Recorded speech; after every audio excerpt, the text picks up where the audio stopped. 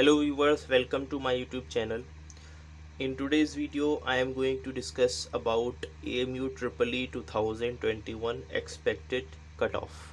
Okay, तो देखिए भाई, एक्सपेक्टेड कट ऑफ जो है वो कई सारे रीजंस पर डिपेंड करता है कि पेपर का डिफ़िकल्टी लेवल कैसा है।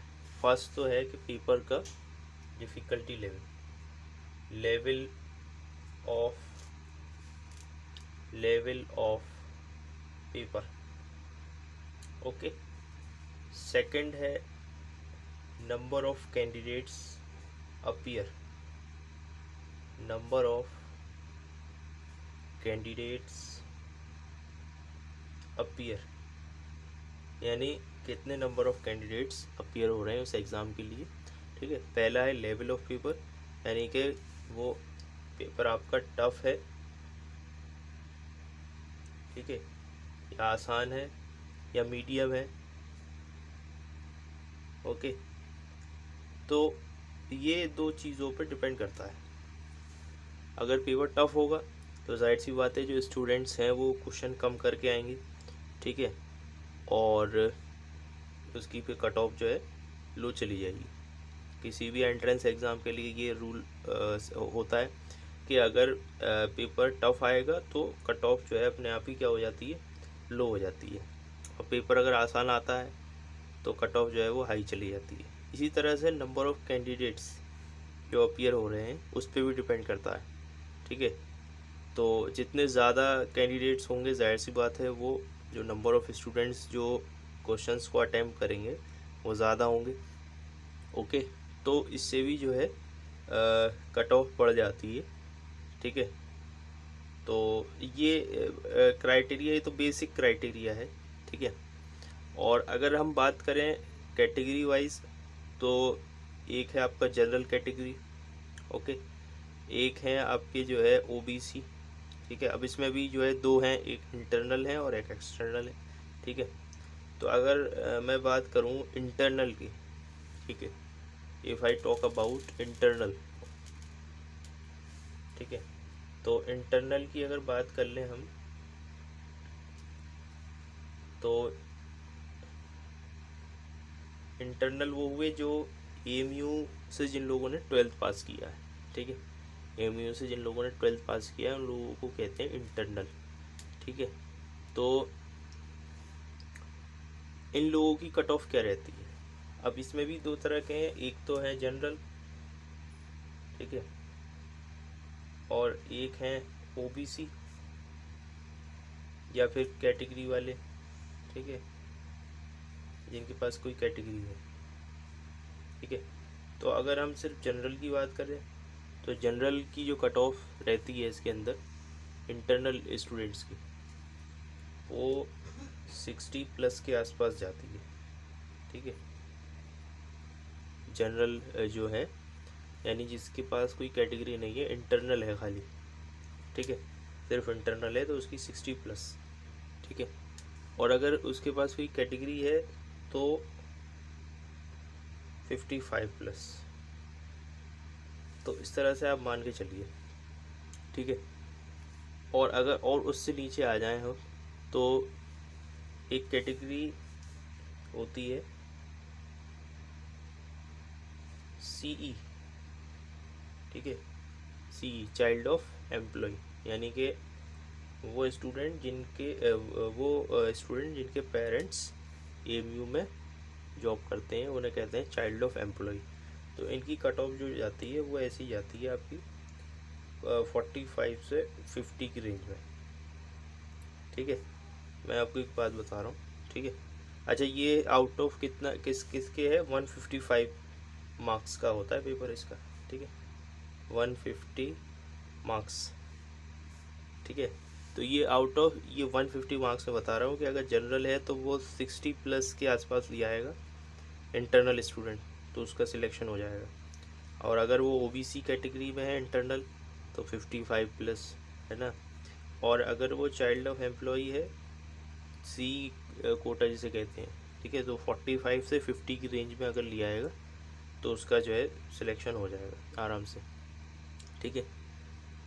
अब आ जाते हैं एक्सटर्नल। ठीक है। तो एक्सटर्नल स्टूडेंट्स जो हैं इनको ज़्यादा मेहनत करनी पड़ती है in comparison to the internal students. ठीक है। अगेन वही 150 मार्क्स में से निकलेगा।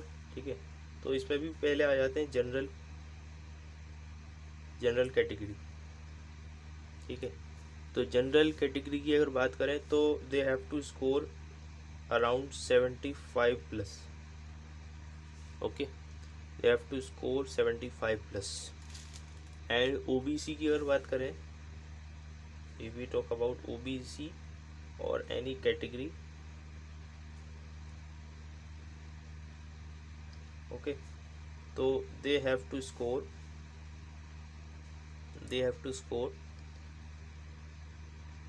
65 टू 70। ठीक है। इस तरीके से मान लो 65 से 70 की रेंज में। ठीक है। यानी ऐसे मान के चलो आपके 65 से ज़्यादा ही मान के चलो। ठीक है। तो इस तरह से जो है ये डिवाइडेड होता है पेपर। ठीक है।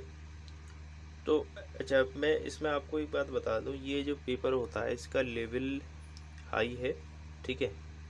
तो इसमें आपको जो है थोड़ा सा एफर्ट लगाना पड़ेगा। बगैर एफर्ट लगाए आप ये एंट्रेंस नहीं निकाल पाएंगे। You have to do not hard work but smart work.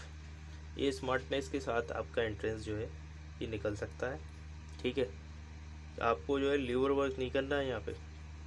You have to do smart work, you have to know the tricks. Okay, आपको ट्रिक्स पता होनी चाहिए। ठीक है। कोई भी क्वेश्चन हम कम टाइम में कैसे कर सकते हैं। ठीक है। अगर आप वो जानते हैं तो आप इस एंट्रेंस को ईजिली क्रैक कर सकते हैं। और अगर आपको ट्रिक्स नहीं आती हैं तो you have to give time to each question, because questions are very lengthy if you are going to the according to the methods। Okay, अगर मेथड्स के अकॉर्डिंगली जाएंगे तो आपको ये क्वेश्चंस काफ़ी लेंदी लगेंगे और टाइम भी लगेगा उसको सॉल्व करने में। As you have only 3 hours. ठीक है। 150 मार्क्स का पेपर होता है और 3 आवर्स दिए जाते हैं आपको सॉल्व करने के लिए। ठीक है। तो अब 3 आवर्स में आप जो है 150 क्वेश्चंस कैसे कर सकते हैं। ठीक है। आप खुद सोचिए। ठीक है। इतने बड़े बड़े क्वेश्चंस आप कैसे कर पाएंगे। तो उसके लिए ये कि आप ज़्यादा से ज़्यादा क्या करें, प्रैक्टिस करिए। ठीक है। आप प्रैक्टिस करिए जितना हो सके। ठीक है। Practice practice practice. ठीक है। जितना प्रैक्टिस करोगे उतना आप जो है अच्छे होते जाओगे, आपकी स्किल्स बेटर होती जाएंगी। ठीक है। और प्रीवियस ईयर आपको पेपर करने होंगे एटलीस्ट 10 ईयर्स पेपर आप करिए। ठीक है। 10 ईयर्स कम से कम। अब ऐसा भी नहीं है 15 साल के पेपर लगा लो या 20 साल के लगा लो। ठीक है। 10 साल के लगा लो बस। ठीक है, काफ़ी है।